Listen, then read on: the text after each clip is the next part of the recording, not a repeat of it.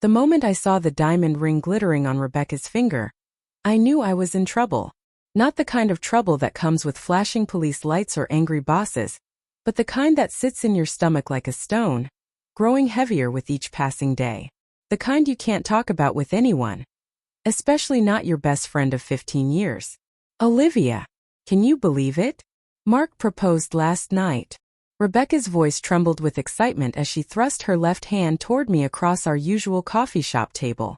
The modest princess-cut diamond caught the afternoon light streaming through the window, sending tiny rainbows dancing across the worn wooden tabletop. I forced my lips into what I hoped was a convincing smile.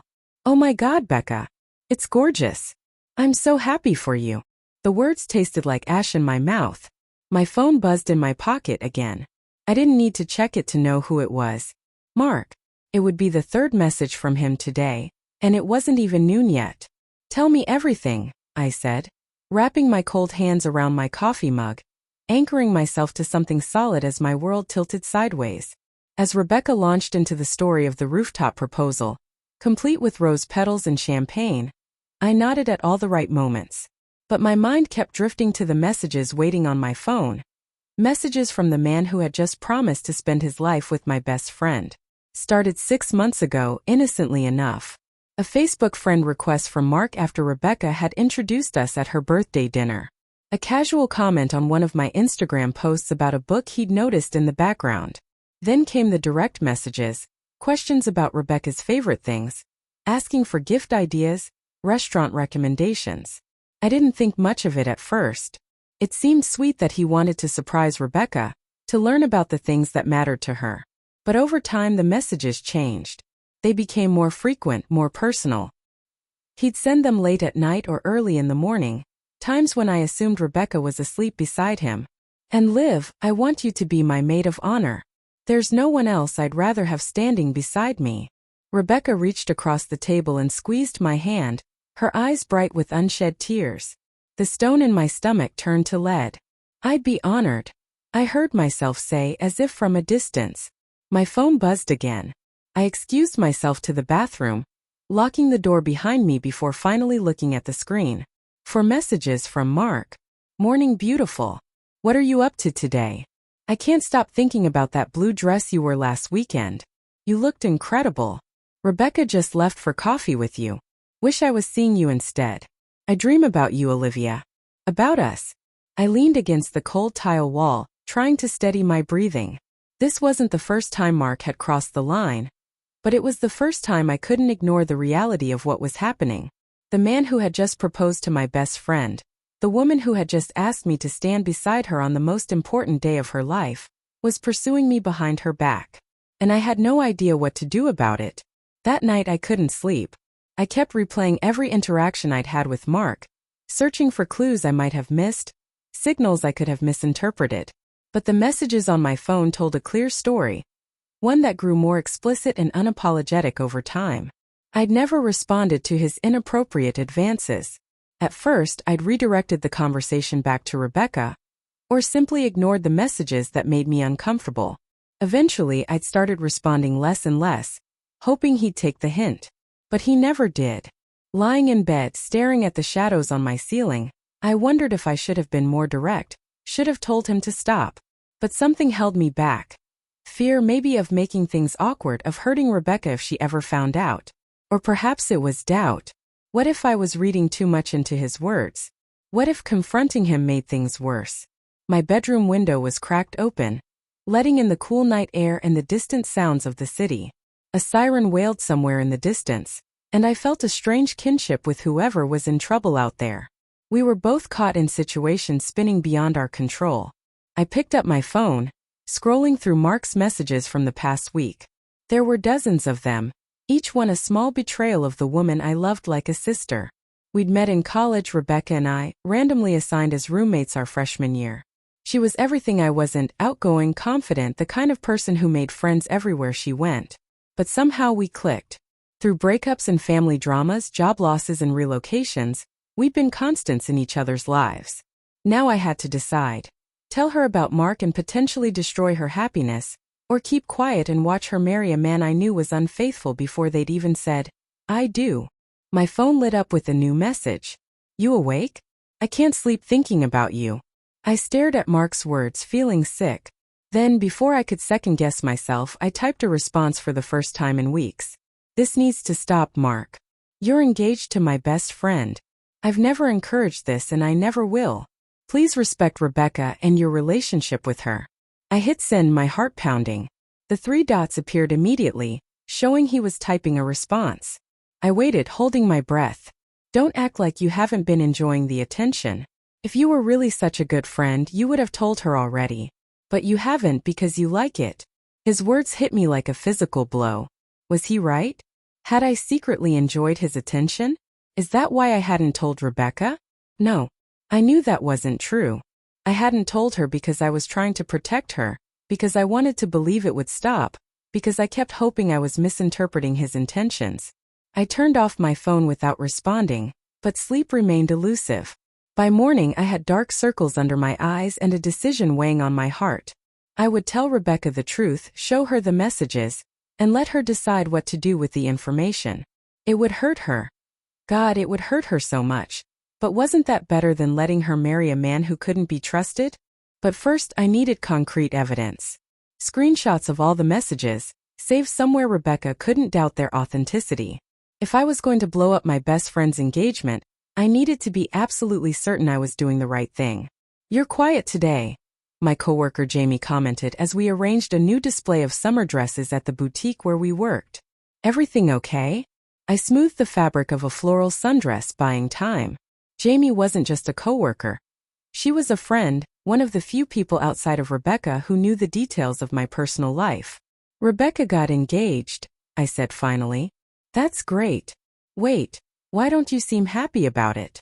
I glanced around the store, making sure no customers were within earshot, and then told her everything.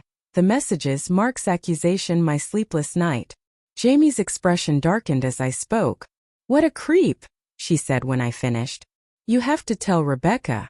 I know. I'm going to. I trailed off, folding and refolding a blouse that didn't need it. You're scared, Jamie supplied.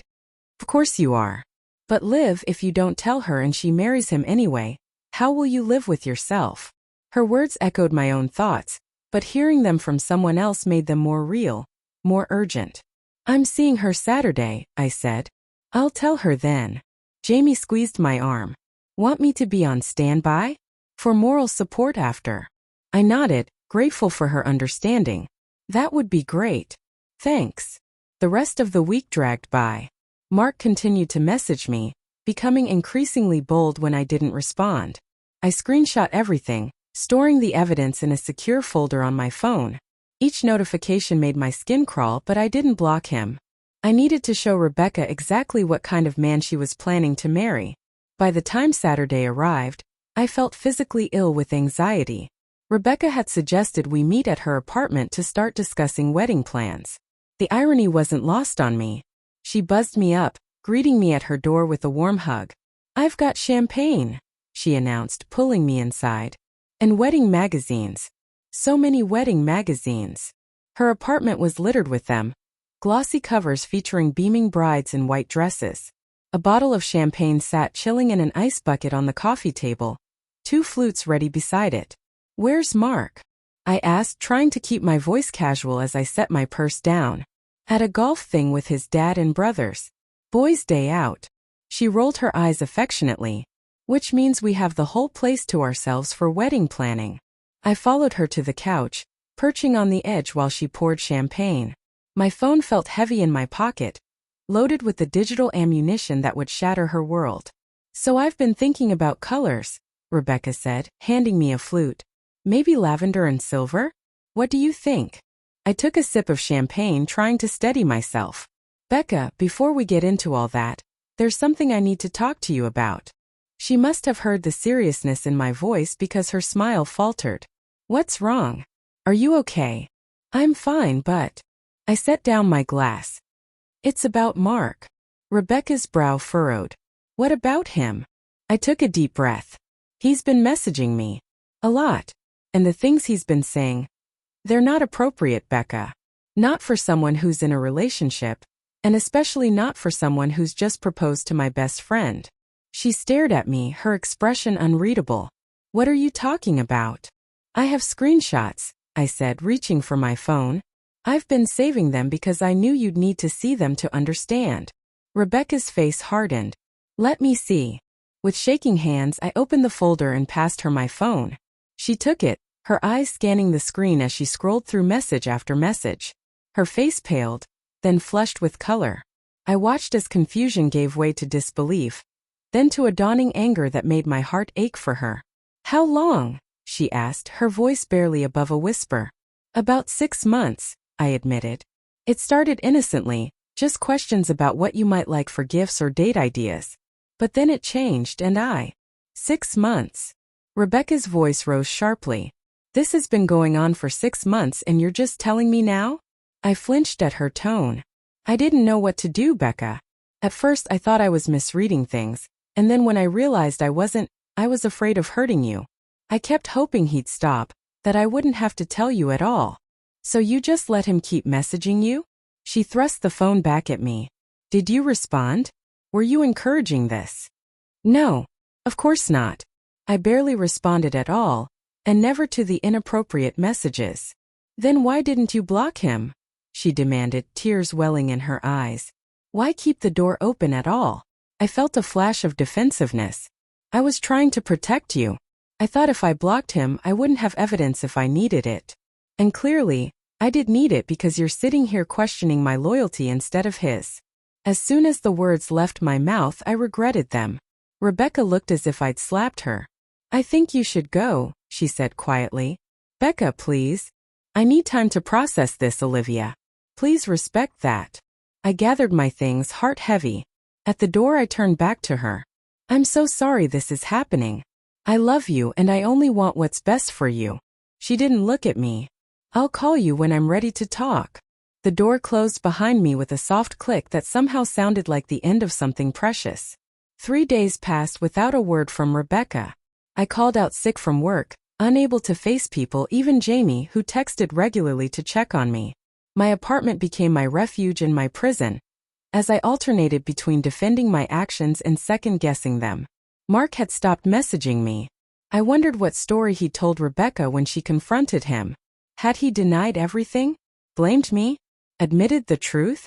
On the 4th day my doorbell rang. I hadn't ordered anything, wasn't expecting visitors. When I peered through the peephole and saw Rebecca standing in the hallway, my pulse jumped. I opened the door slowly. She looked terrible, eyes red-rimmed, hair pulled back in a messy ponytail, wearing sweats and a faded college t-shirt. Can I come in? She asked. I stepped aside wordlessly, watching as she entered and stood awkwardly in the middle of my living room, as if she wasn't sure she belonged there anymore. I broke up with Mark, she said without preamble. Relief washed over me. I'm so sorry, Becca. He denied it at first, she continued, sinking onto my couch. Tried to say you were making it up because you were jealous, or that you'd misunderstood friendly messages. But when I showed him the screenshots, she shook her head. He couldn't deny what was written in his own words. I sat beside her, careful to leave space between us. What did he say? That it didn't mean anything. That he was just flirting, having fun. As if that makes it better. She let out a bitter laugh. He actually had the nerve to say that since you never responded to his advances, no harm was done. Like my trust wasn't broken just because his betrayal wasn't consummated. Anger flared in my chest. What an ass. Yeah. She was quiet for a moment. I owe you an apology, Liv. I was awful to you when you told me. Blaming you when you were just trying to do the right thing. You were in shock, I said. Finding out something like that about someone you love. It's natural to lash out. Maybe, but it wasn't fair. You've been nothing but a good friend to me and I accused you of. She broke off, shaking her head. I'm really sorry. It's okay. I understand. Rebecca turned to face me fully. I've been thinking a lot these past few days. About Mark, about us, about the patterns in my relationships. And I realized something. What's that? I've always chosen men who aren't fully present, who hold back pieces of themselves. And I think part of me knew there was something off about Mark, even before this happened. I thought about the men Rebecca had dated over the years, charming but emotionally unavailable, attentive but secretive in small ways. Mark had seemed different, more open, more committed. At least that's what I'd thought. There were little things, Rebecca continued. Times when his stories didn't quite add up, or when he was overly protective of his phone. I brushed them aside because I wanted so badly to believe he was the one.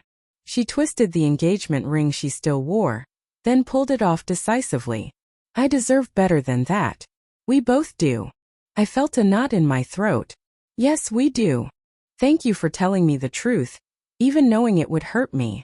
She reached for my hand, squeezing it. That's what real friendship is. The relief I felt was overwhelming. I hadn't lost my best friend. If anything, this terrible situation had reaffirmed the strength of our bond. What now? I asked. Rebecca sighed. Now I return the ring, cancel what few reservations we'd made, and figure out how to tell everyone the wedding is off. She looked down at the diamond in her palm. And then I think I need some time to be alone, to figure out why I keep choosing men who aren't worthy of me. I nodded, understanding. Whatever you need, I'm here. I know. She gave me a sad smile. That's the one thing in my life I've never doubted. We ordered pizza that night, eating it straight from the box as we talked for hours about Mark, about past relationships, about the future. Rebecca cried, I held her, and slowly, the heaviness that had settled between us since her engagement began to lift. As she was leaving, Rebecca hugged me tightly. I don't know what I'd do without you, Liv. You'll never have to find out, I promised. After she left, I checked my phone one last time before bed. There was a message from Mark. The first since before I'd told Rebecca the truth. You've ruined everything. I hope you're happy. I stared at the words, feeling an unexpected sense of peace. Yes, I had ruined his plans to marry my best friend while pursuing me on the side. And despite the pain it had caused Rebecca in the short term, I was happy about that. Without responding, I blocked his number, then deleted the folder of screenshots. They had served their purpose, and now it was time to let go of the evidence of his betrayal. Rebecca and I were moving forward, our friendship stronger for having weathered this storm.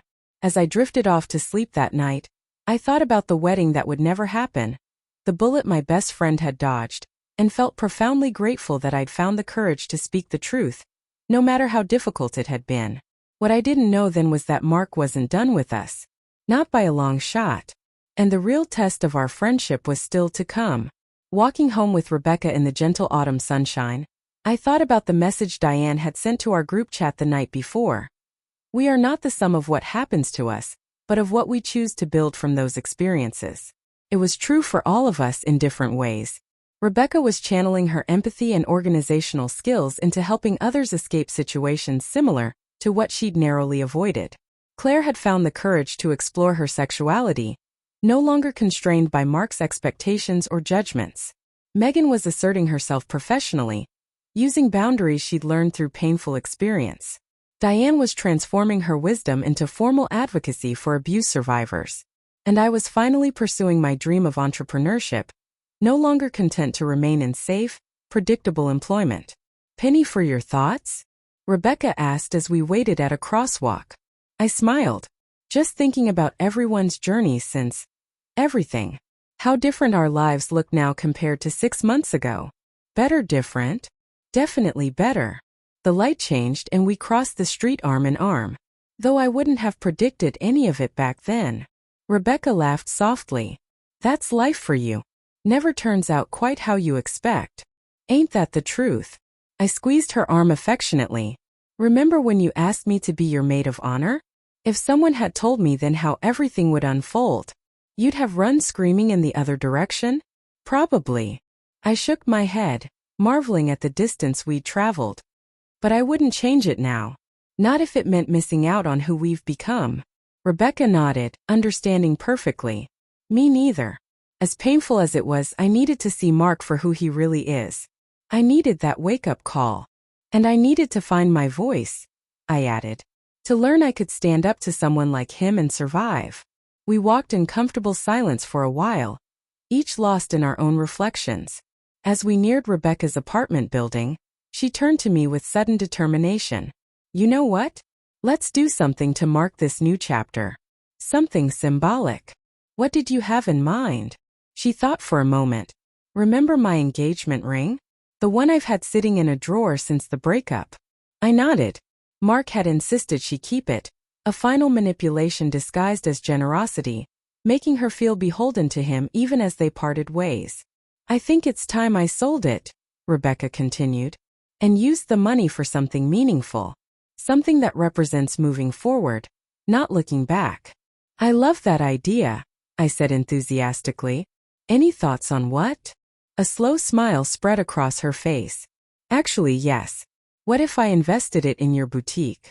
Became a minor partner or something? I stared at her stunned. Becca, are you serious? That ring is worth a lot of money. So is your dream. She shrugged. And I believe in it. In you.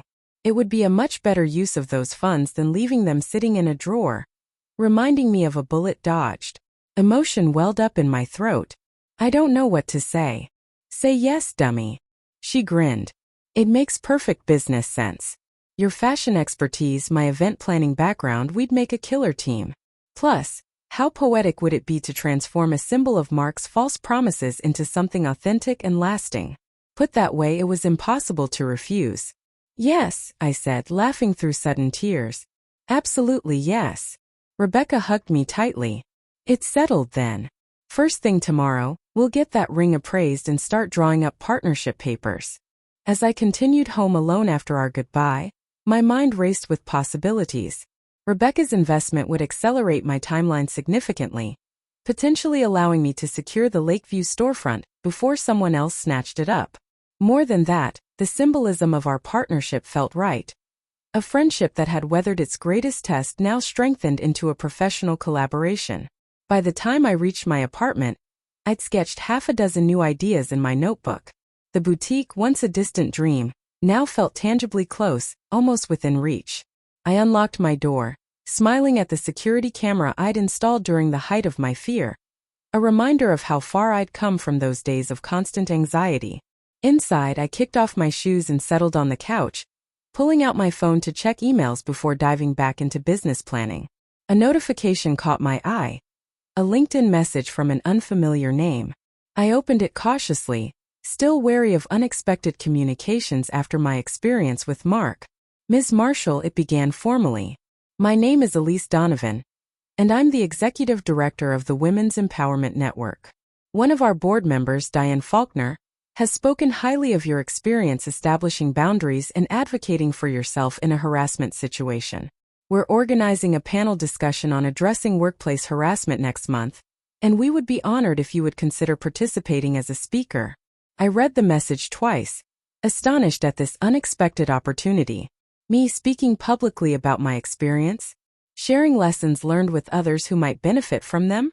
6 months ago, I would have declined immediately, too afraid of further exposure, too eager to put the whole ordeal behind me. But now? I typed a careful response, expressing interest and requesting more details about the event. Then I texted Diane. Did you recommend me for a panel on harassment? Her reply came quickly. Hope that's okay. They were looking for someone who could speak to the digital harassment angle specifically. Your experience standing up to Mark's online smear campaign seemed perfect. But no pressure if you're not comfortable with it. I considered how I felt about the prospect of revisiting that difficult period in a public forum. To my surprise, I found I wasn't reluctant, I was eager. The thought of transforming that painful experience into something that might help others facing similar situations felt right, like another step in my ongoing reclamation of the narrative. It's more than okay, I wrote back. It's perfect timing, actually. Thank you for thinking of me. That night, I fell asleep with a sense of purpose I hadn't felt in years. The boutique plans, Rebecca's partnership offer, the speaking opportunity, they were all pieces of a life taking shape around choices I was making, not reactions to chaos others had created. For the first time since Mark had entered and exited our lives like a destructive storm, I felt not just at peace with the aftermath, but genuinely excited about the landscape it had revealed, one with more possibilities, more authenticity, more courage than I had known before. The following week passed in a flurry of activity. Rebecca sold her engagement ring to a high-end jeweler, receiving a sum that exceeded even her optimistic estimates. We met with a lawyer to draft partnership agreements, with an accountant to discuss tax implications, with a commercial real estate agent to view the Lakeview storefront. It's perfect, Rebecca breathed as we stood in the empty space, sunlight streaming through large front windows. I can already see it. Clothing displays here, a seating area there for community events, maybe a small coffee bar in the back corner? I nodded, equally enchanted by the possibilities. The location was ideal. A vibrant neighborhood with foot traffic, near public transit, with the right demographic for our concept. The space itself needed cosmetic updates but had good bones. High ceilings, original hardwood floors, architectural details that couldn't be replicated in newer buildings. It's meant to be, I agreed. Everything's falling into place. And it was. The landlord, impressed by our business plan and the immediate capital from Rebecca's ring sale, agreed to a favorable lease. Suppliers I'd cultivated relationships with during my years at the boutique offered consignment arrangements to minimize upfront inventory costs. A contractor friend of Diane's husband provided an estimate for renovations that came in under budget. It's like the universe is making up for all the Mark drama, Jamie commented during a celebratory dinner at my apartment, where Rebecca and I had shared our progress with her and the Mark Survivors Club women. Maybe, Claire mused, sipping her wine. Or maybe it's just that you two are now operating without the dead weight of toxic relationships and self-doubt. Amazing how much energy that frees up. To freed energy, Megan toasted, raising her glass. And to reclaimed, the perfect name for a boutique born from your story. We clinked glasses, celebrating the name Rebecca and I had decided on that afternoon. Reclaimed spoke to both the sustainable fashion we would carry and the personal journeys that had led us to this venture. Relationships reclaimed from manipulation, confidence reclaimed from doubt, futures reclaimed from fear. As the evening progressed, conversation shifted from business plans to personal updates. Diane shared developments with the Domestic Violence Prevention Board. Claire showed photos from a weekend getaway with her new girlfriend. Megan announced she was applying to graduate school, pursuing a long-deferred dream of advanced education. Jamie, who had been unusually quiet, finally spoke up. I have news too, actually. I've been waiting for the right moment to share it. We all turned to her expectantly. I've been offered a job with a major fashion magazine, she said, a nervous smile playing at her lips. In New York. They want me to start next month. A chorus of congratulations erupted, though mine came with a pang of sadness. Jamie had been my rock throughout the Mark ordeal, the first to believe me unequivocally, the one who'd pushed me to take action when I'd wanted to hide. This is incredible, I said, hugging her tightly. They're lucky to have you. But I'm going to miss you terribly. It's not forever, she assured me. And you have to promise to save me a guest room whenever I visit. Plus, who knows? Maybe Reclaimed will be so successful you'll need a New York location someday. And you'll have an insider at the magazine to help with publicity. Rebecca laughed. I like the way you think. We haven't even opened the first location, and you're already planning our expansion. Dream big or go home, Jamie said with a wink. As our friends departed later that evening, promising to help with painting and setup in the coming weeks, I felt a twinge of melancholy beneath my excitement. Life was moving forward, not just for Rebecca and me, but for everyone in our circle. Changes were inevitable, even positive ones. Rebecca noticed my pensive mood as we cleaned up. You okay? I nodded, just thinking about how much is changing. Jamie moving away, us becoming business partners, new careers and relationships for everyone. It's all good stuff, but it's a lot of transition at once. She handed me a plate to dry. Change is always a little scary, even when it's change you want. But think about it this way. 6 months ago, we were terrified of change because it was being forced on us by Mark's behavior. Now we're choosing our changes, directing them, embracing them. That's true, I acknowledged, setting the dried plate aside. I guess I'm just feeling nostalgic for the stability of our friendship through all this. You, me, Jamie, we were the original team that got through the worst of it together. Rebecca bumped my shoulder affectionately. And we always will be, no matter where life takes each of us. Some bonds can't be broken, Liv. You taught me that. I smiled, comforted by her certainty. When did you get so wise? Probably around the time I realized my ex-fiancé was messaging my best friend inappropriately, and decided to believe her instead of him. She grinned. Best decision I ever made, by the way. Mine too, I said softly. Telling you the truth, even knowing it would hurt you. Hardest thing I've ever done, but it changed everything for both of us.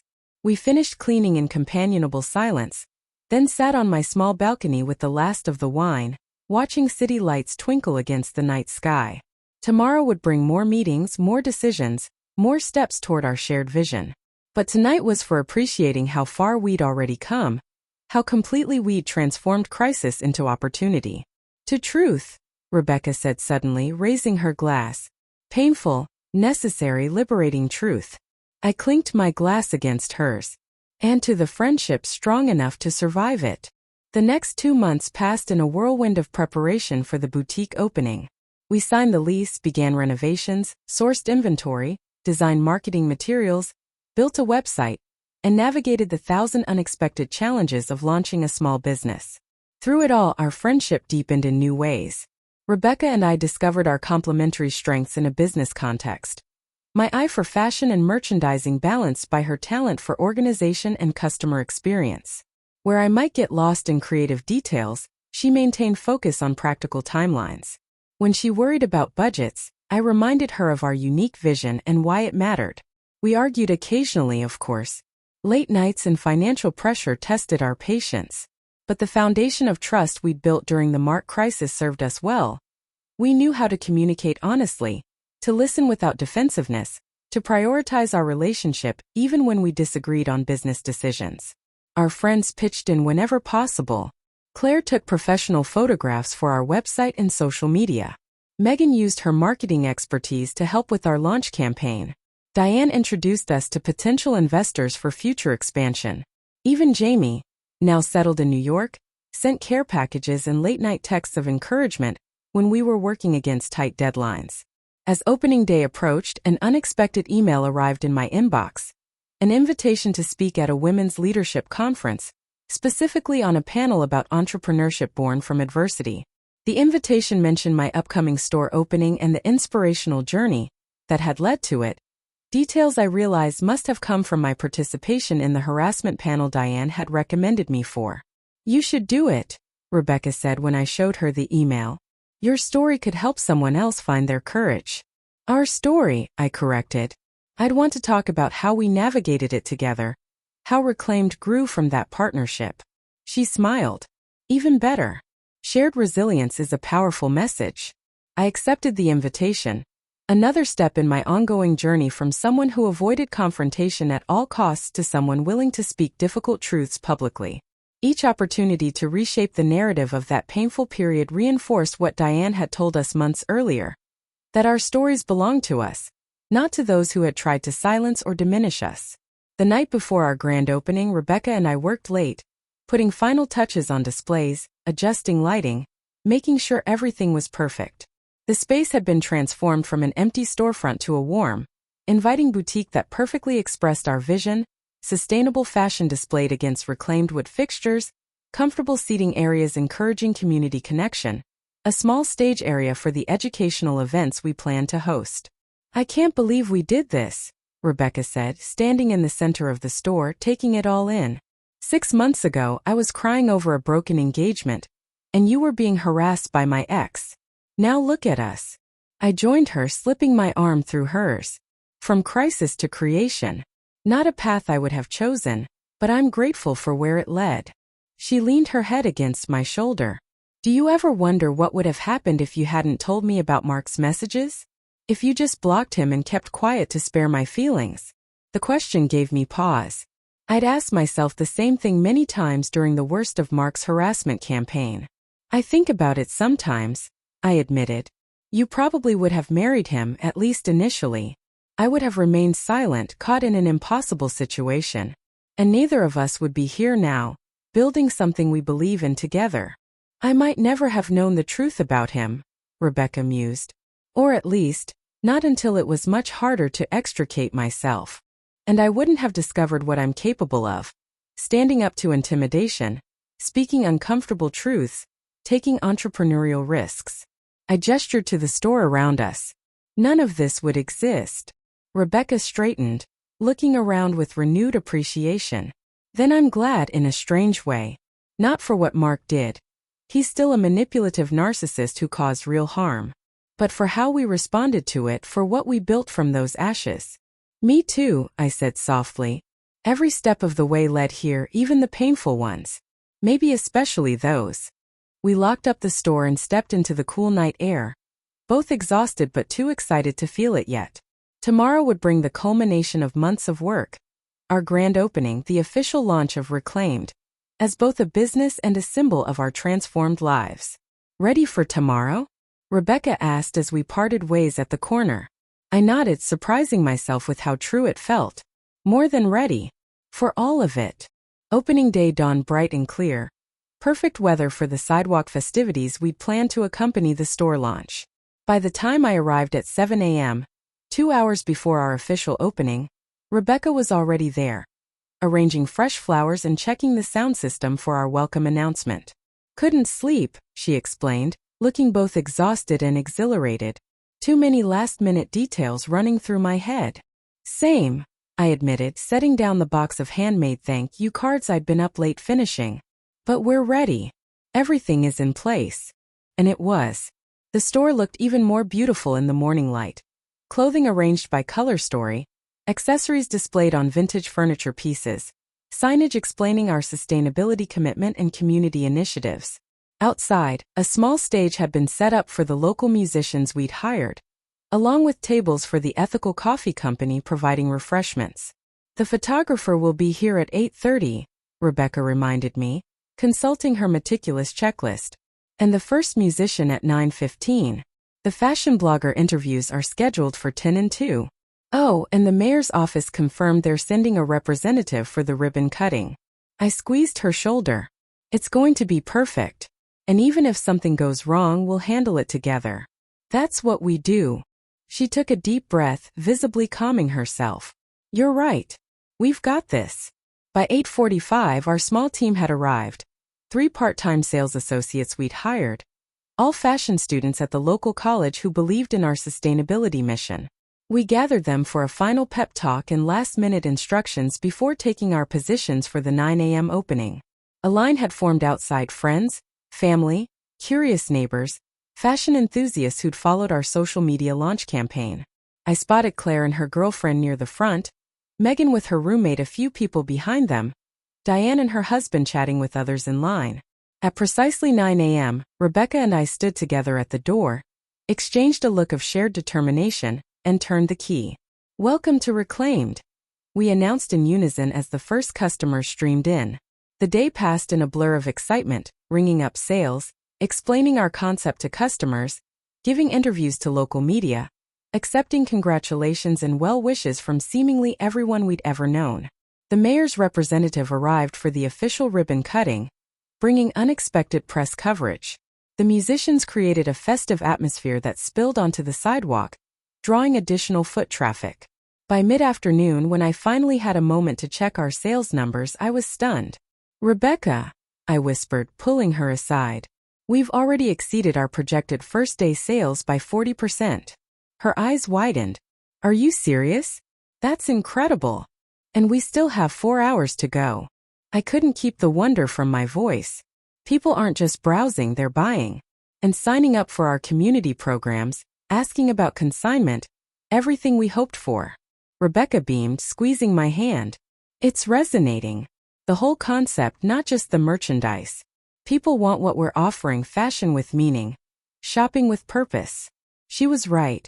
Throughout the day, I'd overheard customers commenting not just on the clothing quality or store aesthetics, but on the story behind Reclaimed that we'd shared in our marketing. 2 friends who had transformed a personal crisis into a business dedicated to reclaiming fashion from wasteful industry practices, reclaiming shopping as a community-building experience, reclaiming self-expression from narrow beauty standards.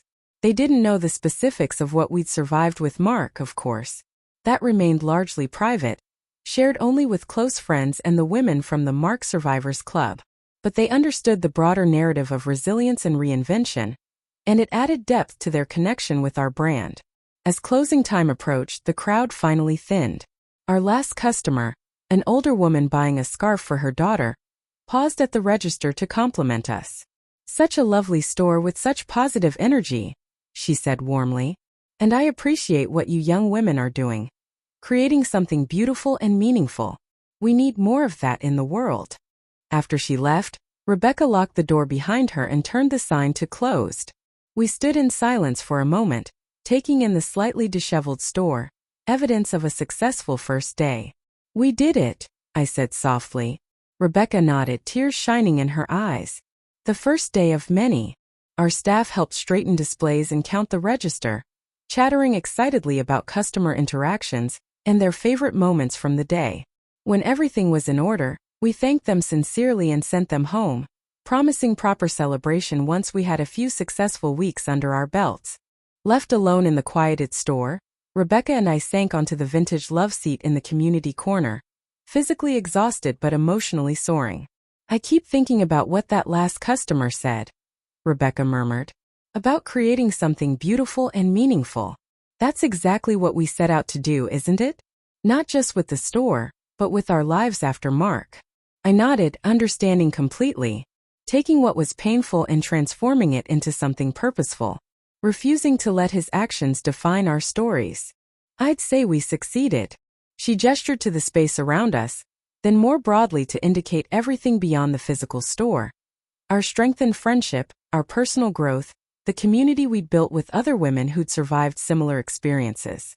Beyond what I could have imagined, I agreed. And we're just getting started.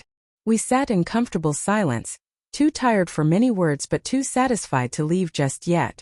Tomorrow would bring new challenges, inventory to reorder, social media coverage to capitalize on, follow up with interested consignment partners. But tonight was for savoring this milestone, this tangible proof of how far we'd come. As we finally gathered our things to leave, Rebecca paused at the door, looking back at the store, our store, with unmistakable pride. You know, she said thoughtfully. In a weird way, I almost want to thank Mark. I raised an eyebrow, surprised. Really? She shrugged.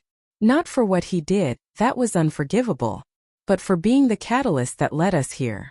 For creating a situation that forced us to become stronger, more authentic versions of ourselves. I understand that, I said slowly. Though I'd still rather he hadn't put us through all that fear and pain. Oh, absolutely. Rebecca laughed softly. I'm not suggesting we send him a thank you note, just acknowledging that sometimes the worst experiences lead to the best outcomes, if you're brave enough to learn from them. As we stepped outside and locked the door behind us, I thought about her words. There was truth in them, a perspective I couldn't have embraced in the midst of Mark's harassment campaign, but could appreciate now, with distance and healing. The crisis he had precipitated had indeed been a catalyst for Rebecca's deeper understanding of healthy relationships, for my discovery of my own courage, for our joint venture into entrepreneurship. Without intending to, he had set in motion a chain of events that ultimately strengthened rather than destroyed us. To unexpected catalysts, I said, linking arms with Rebecca as we walked toward the restaurant where our friends waited to celebrate with us. And to the strength we find when we have no choice but to be strong. She smiled, squeezing my arm. And to friendships that make us stronger than we could ever be alone. Together we walked forward into the cool evening air, toward celebration, toward the future we were building. A future defined not by what had been done to us, but by what we had chosen to create from those experiences.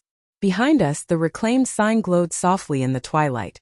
A beacon, a promise, a testament to the power of truth and resilience to transform even the darkest chapters into something beautiful.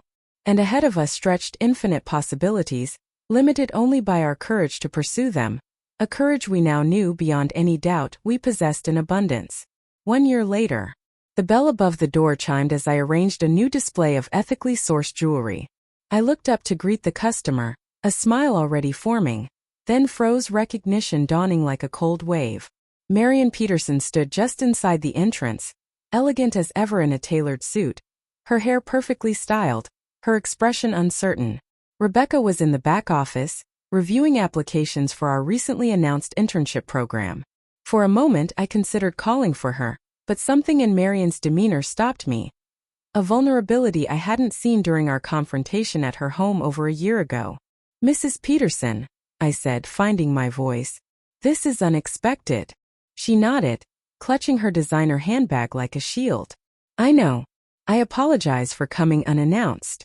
I saw the article about your store in the Sunday magazine. About how you and Rebecca built it after everything. She gestured vaguely, uncomfortable with direct reference to her son's behavior. I waited, allowing the silence to stretch between us. Whatever had brought Mark's mother to our store, I wouldn't make it easier for her by filling the awkward pause. It's a beautiful shop, she said finally, looking around with genuine appreciation. Very thoughtfully designed. Thank you, I said simply. Was there something specific you wanted to discuss? Marian took a deep breath, squaring her shoulders. I wanted to apologize. Properly. For my initial reaction when you and Rebecca came to me with evidence of Mark's behavior. For not believing you immediately. For. She swallowed hard. For raising a son who could treat women that way. The raw honesty in her voice caught me off guard. This wasn't the carefully cultivated image I'd seen before. The society wife concerned primarily with appearances. This was a woman grappling with painful realities about her family, about her own complicity in enabling problematic behavior. Thank you, I said carefully. I appreciate you saying that. She nodded, then reached into her bag and withdrew an envelope. This is for you and Rebecca. Snot. I don't expect it to make up for anything. But I thought perhaps you could use it for your community programs, the ones mentioned in the article. I took the envelope, feeling the weight of what was clearly a check inside. Mrs. Peterson, you don't have to. I want to, she interrupted firmly. Theodore and I have done a lot of soul-searching this past year. We've had to confront some difficult truths about how we raised Mark, the behaviors we excused, the entitlement we fostered. Her voice cracked slightly. It's too late to fix our mistakes with him, but perhaps we can do something positive with what we've learned. I nodded, understanding the complex mixture of guilt, regret, and hope driving her gesture. I'll share this with Rebecca. I'm sure we can put it to good use. Marian seemed to relax slightly, mission accomplished. How is she? She asked softly. Rebecca, I mean. She seems happy from the photos in the article. She is happy, I confirmed. We both are. The store is doing well, we're expanding our community programs, and personally, we're in a good place. I'm glad. Marian's smile was tinged with sadness. She deserved better than Mark. I see that clearly now. We all did, I said gently, including not just Rebecca and myself but all the women Mark had harmed. Marian nodded in acknowledgement. Yes, you did. She glanced at her watch. I should go. I didn't mean to intrude on your workday. As she turned to leave, I made a split-second decision. Mrs. Peterson, would you like to see the rest of the store?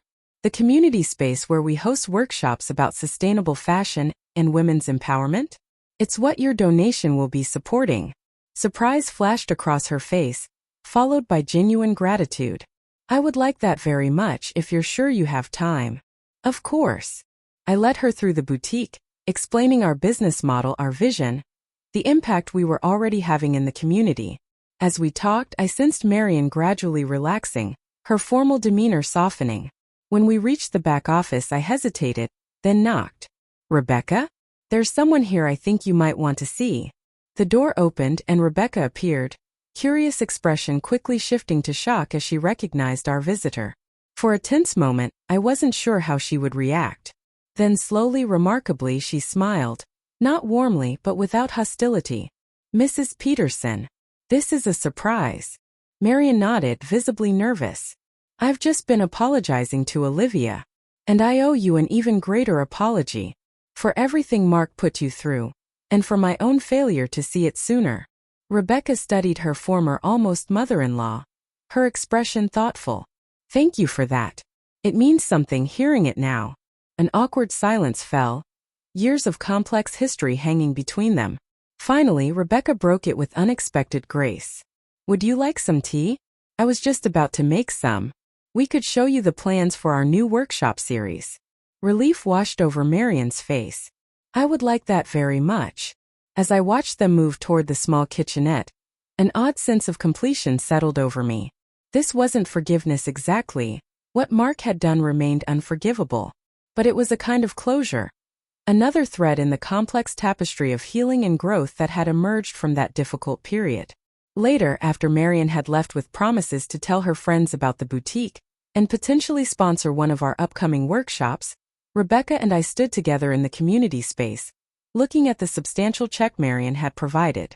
"Well, that was unexpected," Rebecca said, still processing the encounter. I nodded. Completely. But also fitting somehow. Another form of reclamation.